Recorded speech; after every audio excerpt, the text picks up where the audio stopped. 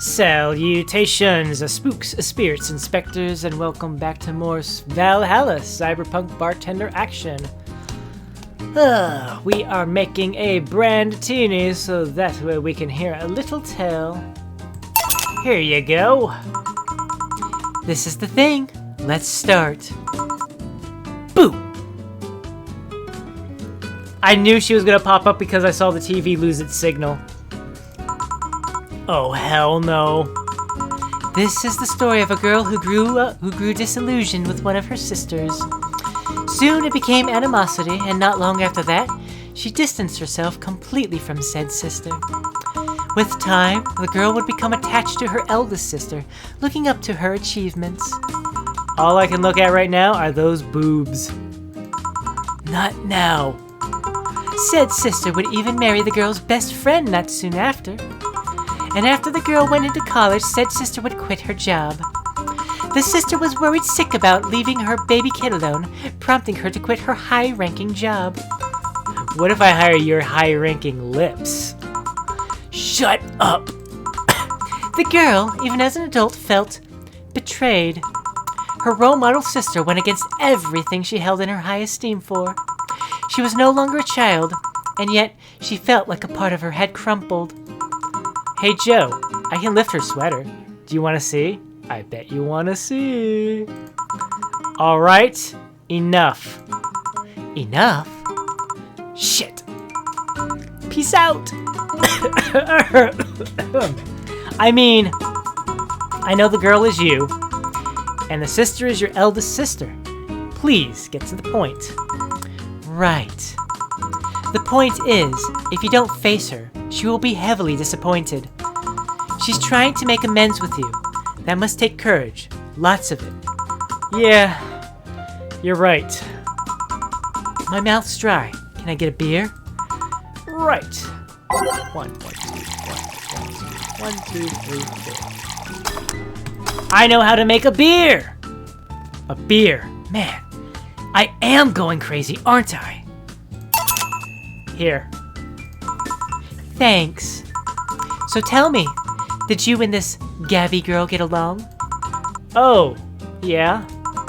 I never had brothers and sisters, but once Lenore introduced me to her as her sister-in-law, she got so excited about having a new sister that she clung to me a lot.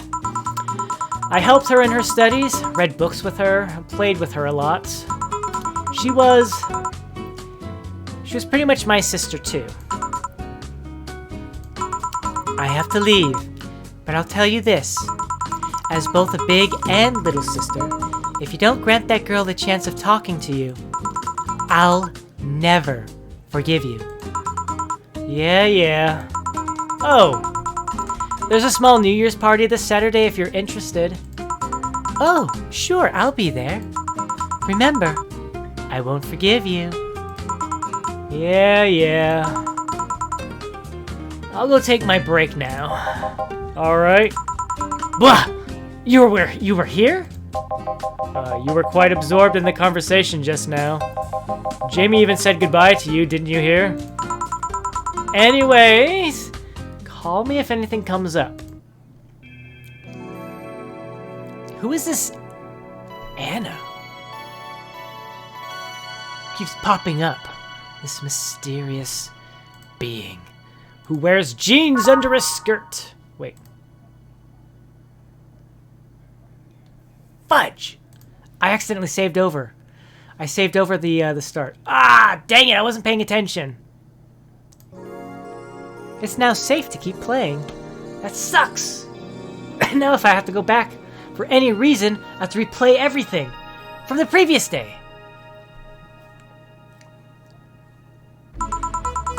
It's less chilly today. I'd buy that for $1. We're going with the same music. I'm settled. Wait. Why don't we have this song?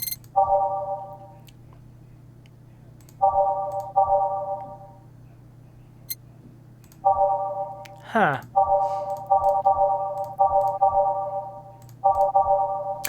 Anyways, moving on. Jill, a kid's looking for you. Oh, shit. Hey. Ah, Norma. Phew. You're back. Oh, fuck you.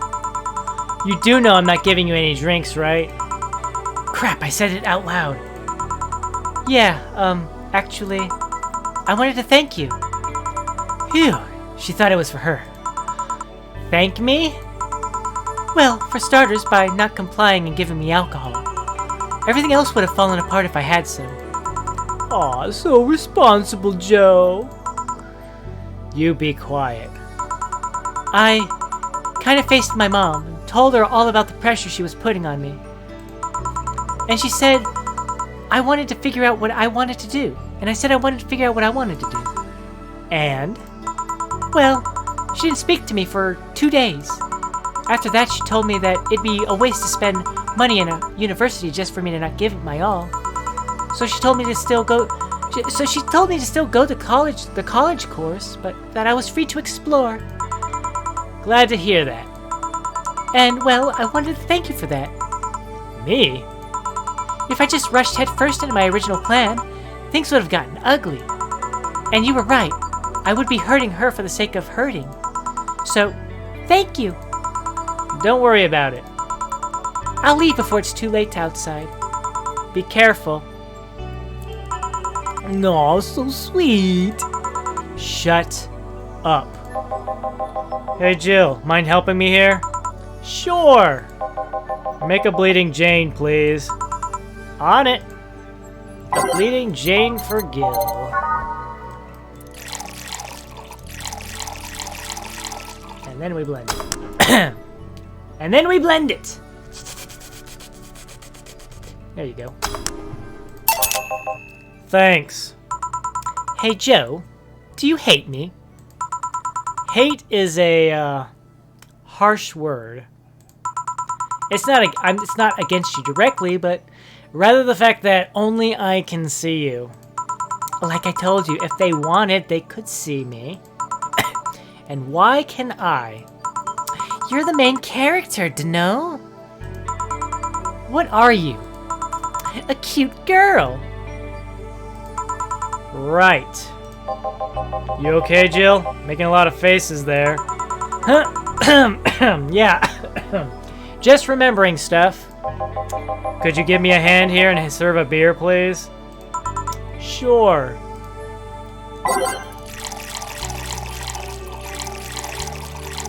Mix it all together and there's a beer! Thanks. Would you lighten up if I showed you I can interact with the environment? You've already been interacting with her. You keep turning the TV signal off. Maybe it'll spook me, but let's try. There. Oh my goodness. You're right. What? Can't see anything. I see everything! You sure? Yep. Weird. And you put it back. Nobody expects the Dorothy Inquisition! Dorothy Inquisition, Dorothy Inquisition, Dorothy Inquisition. Ow! I bit my tongue. Can't believe I'm using the spare tongue so early in the night. Ahem. Honey! Ah. Hey, Dorothy. I'm making a quick stop for a drink. Can I get a fluffy dream? Sure. A fluffy dream for Dorothy on the goal. 1, 2, 3. 1, 2, 3. 1, 2, 3. Age it, mix it together, and a fluffy dream for Dorothy. Thanks.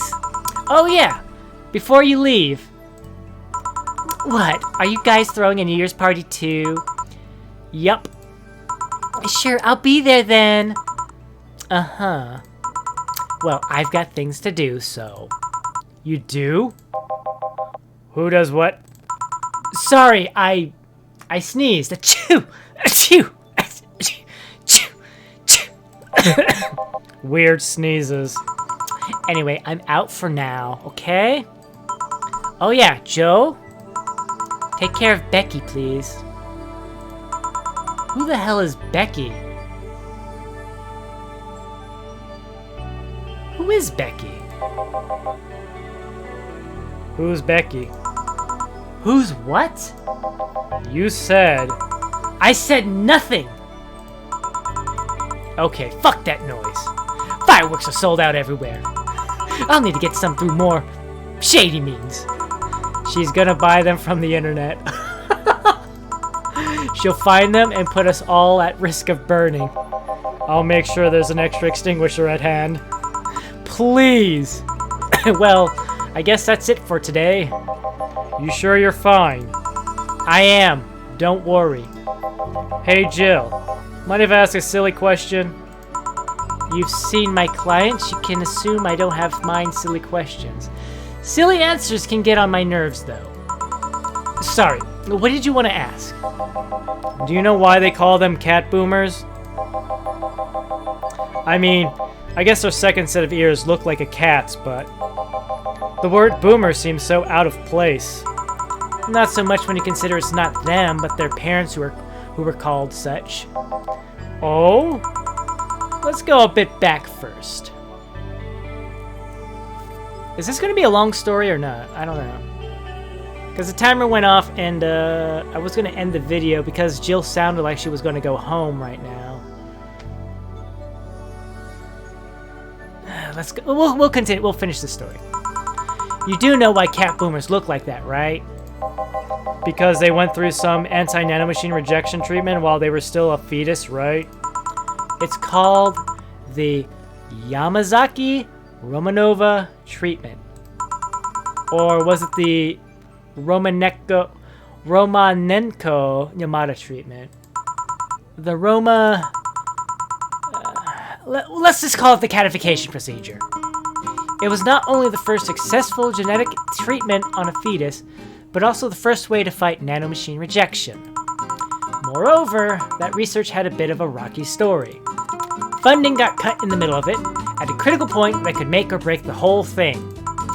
Not to mention Zaibatsu Corp's record of not addressing nanomachine rejection at all. The rest of the research was funded by Maki Stengovich. Was it Stengovich? Let's call him Stengovich for now. Anyways, he's a businessman whose unborn daughter got diagnosed with early nanomachine rejection. Stengovich funded the research, and in a desperate move, his wife offered herself and her daughter as test subjects. Of course, the experiment was a success. The girl, Sylvia Stengovich, didn't die. She became a living testament of scientific breakthrough. But then, the story of how things played out for Sylvia got sensationalized in the media and created a weird fad.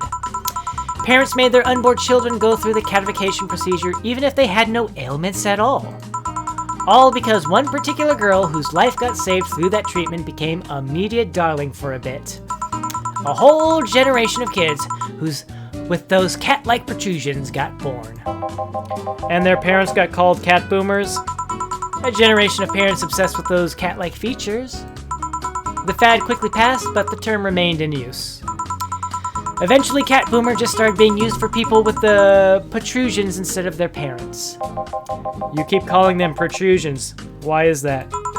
Because that's what they are. Eh?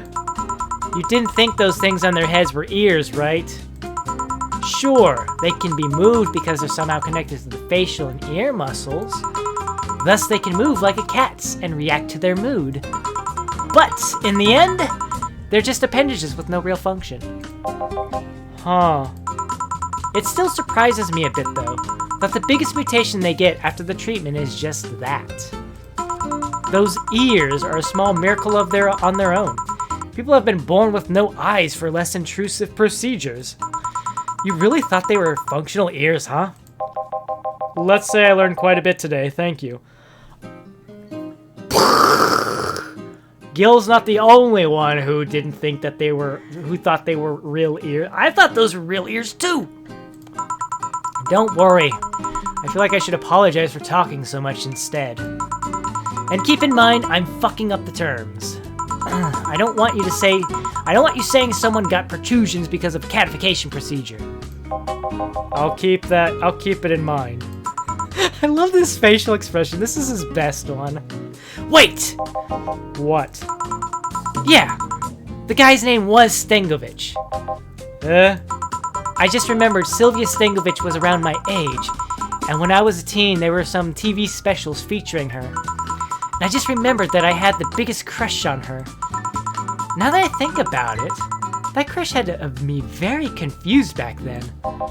And did you need to just shout that? Did you need to shout just now? Sorry. In any case, I'm out for the day. Alright, careful out there. All booze and no firecrackers makes Dana a dull girl. Flawless service. See, we're up to 8,200. We'll probably make it. Jill is thinking a lot about Kira Miki. Buying one of her posters will prevent her from getting too distracted. Have a nice day. You've been talking a lot with that Alma girl. Jealous? Fine.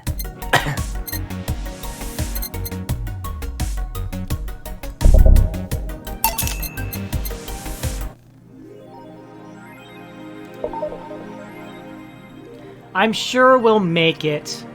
I'm sure we'll make it. I'm sure we'll make it.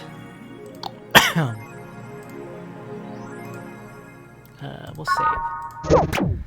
Alright, I mean, I'm already running over the limit, so we might as well take a look at everything.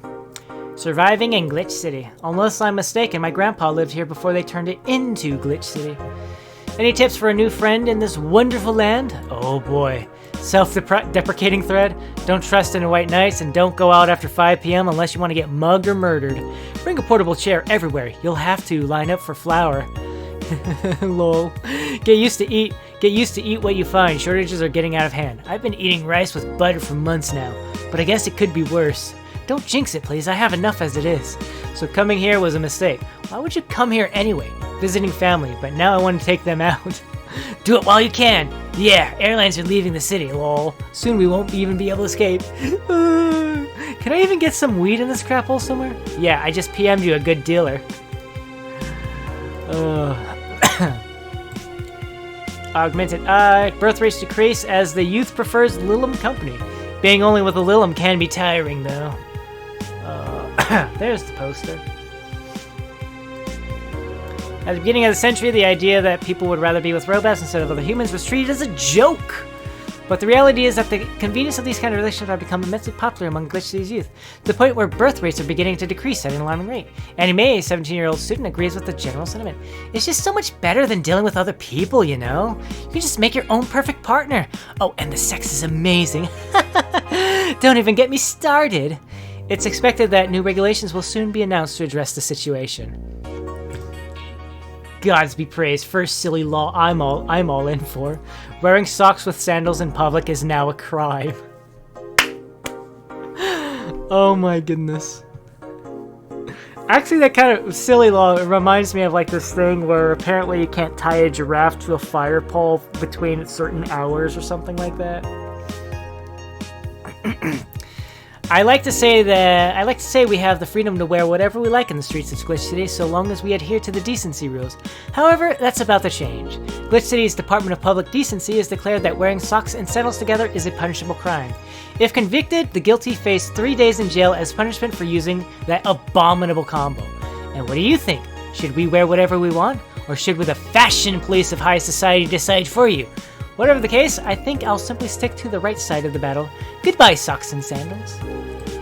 BTC closing 40% of its bars in Glitch City. Oh yeah, this.